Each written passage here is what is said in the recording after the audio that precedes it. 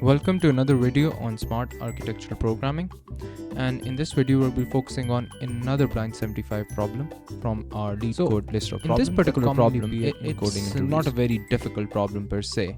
It's a little tricky to understand, but once you logically understand this problem, you should theoretically be able to solve this easily.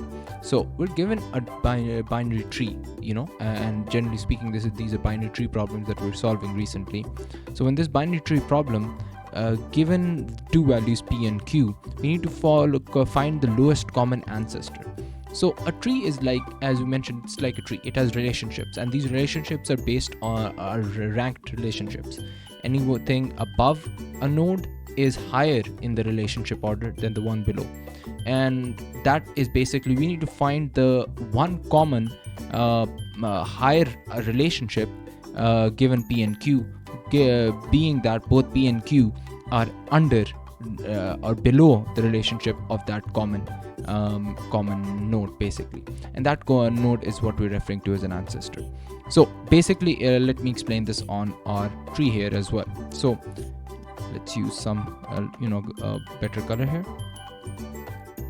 So given what I mean by that, right? So given we are given two values, p and q, right? Let me just write both of them here, and let's then use a different color to show exactly what the values of these two are. So given that we have p as 3 and q as 8, right? Given these are the two values that we have, now we need to we know those two values, where those two values exist. One exists on the right hand branch of this tree, and one exists on the left hand branch of this tree, right? So we know both 3 and 8 exist, but which is the higher order node that they exist under? Basically, that's what important to understand in this particular phase, and that higher order node is here, 5. So our lowest common ancestor, or LCA, would be 5 here, right? So that's what we need to identify, where the relationship lies for these two. Let's do another problem similarly like this. Try to decouple this concept in its entirety. Let me remove these figures here. So given that we have a number called 1 and let's say 4, right? That's another example we have. So we know it doesn't exist here in this side of the branch, right? So we need to focus on this branch here. We go to 3, and under 3 there's 1 on the left side, or on the right side, and the 4 on the right side of 3, right? So this is out of the question because this is higher. We need to find the value that's one step higher, right? Not the highest value, but a value that's one step higher than the two values given to us, which contains both of the values of p and q, right? So p is here and q is here, right?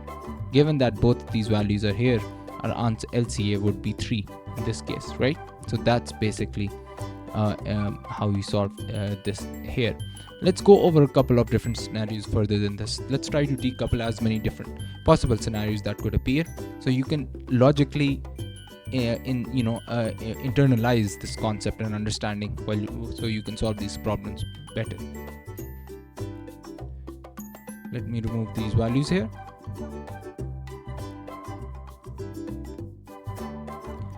So given that we have two values, further values here, right? So now we've covered values under subtrees, right? So now given that we have 9 as p's value and 2 as q's value, right? So let's trace these two values where they are. So let's move from the right branch first. So go to 3, one side is 4, it has no subchilds, and it doesn't seem to be 9 or 2, right? So we don't go this branch, we cut this branch like this, and we move to 1, right? 1 has subtree.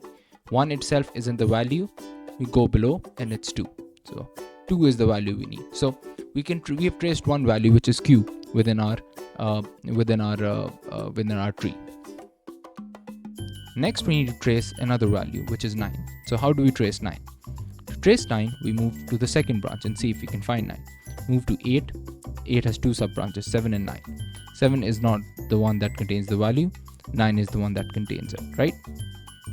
Now, pause the screen here for a moment and try to understand what would be the common LCA for this particular P and Q. Presumably, you've already paused your screen and come up with the answers that you need to have in your head. Even if you have not, now we're going to discuss the answer. So, the first ancestor for 2 is 1, but 1 does not contain 9 as well, so 1 would not be considered. Let me use a red color to actually show this more prominently. So 1 is the first ancestor, but it doesn't have 9, so we don't consider it, right? Then we go to 3. 3 is also doesn't have both 2 and 9, so we also cut this out, right? Then we go to 5. Now 5 might contain 9, but let's put a pause on that.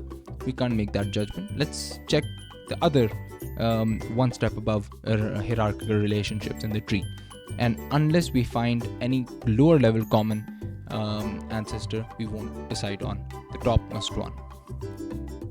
So we go from 9 to 8. 8 doesn't contain 2, so 8 wouldn't consider. Then we go back to 5. 5 contains 2 and 9, so 5 would become the LCA. So it isn't difficult to solve this problem. One more scenario that I would like to discuss here. Let me delete all of these values here. Let's discuss that one scenario again. So potentially, if we get the values 5 and 3, presumably, right? If we get these two values, 5 we know is already here. It's the value of the node itself, or the LCA, right? So that's there. We found 5, right? At the same time, we found 3 here as well. Now, what would be the LCA? Most would presume that there would be no LCA considering there's no higher order value here, but you might be incorrect. See, the root node is, if the value of the root node does contain that, presumably that hierarchical relationship also includes 5. So 5 and 3 means the LCA is still 5, because the root node is contains both 5 and 3 basically. So keeping that in mind, now we can move forward towards our coded out solution and try to understand exactly what we did in our coded solution for this problem. So if you look at the screen right now, you'll see that we have a while loop that first, before even the while loop, we have the current value here, right? So we have the current value here, right? And then we have a while loop, and then we have different scenarios that we're addressing. The reason for that is quite simple. So we need to start at the root node. That's why we have that value at the start, where we're making the root equatable to current value, right? So after that, we need to check the values of P and Q relative to their current node. And to do that, we need to check if both P and Q are smaller than the current node. Then the LCA must lie to the left of the subtree. So here it is. So if P and Q are both smaller than the current node, then the values must be on the left node, right? So that is our first thing that we need to do in our coded solution. Secondly, we need to check if both P and Q are greater than the current node. Then the LCA must lie to the right of the subtree. So we'll notice that if P and Q are are greater than the current node, then the current node is to the right of where it is right now. And the last scenario is where basically if both P and Q are on the opposite sides of the current node, or one of them matches the current node, then the current node is LCA. So why does this seem like logical, right? Let's make it a little more intuitive, right? So if both P and Q are smaller than the current node is let's clear this out. So the current node is 5. Let's put a red circle around that, right? And then let's use a different color for P and Q. So if both P and Q are smaller than the current node, which is 5, so both P and Q are 3 and 2, right? So then we move down this lower node, and you'll see 3 is here, and then we move down, 2 is here, right? So then if the value of the node of the P and Q is less than the root node, then the value must lie on the left. Similarly, if the value is greater than the root node, it must lie on the right. And if they're on both sides, then one would lie on this branch and one would lie on this branch.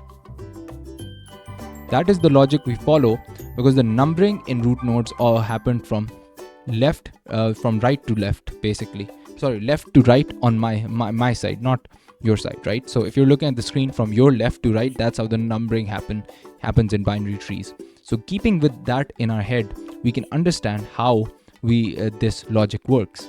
So given that understanding that we just developed, let's run this code.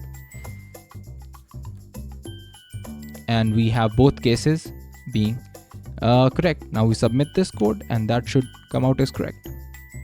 And that is how you solve the lowest common ancestor in binary trees problem on the blind 75 list of questions on lead code. With that, we're going to wrap this video up. If you got any value from this video, please like and subscribe.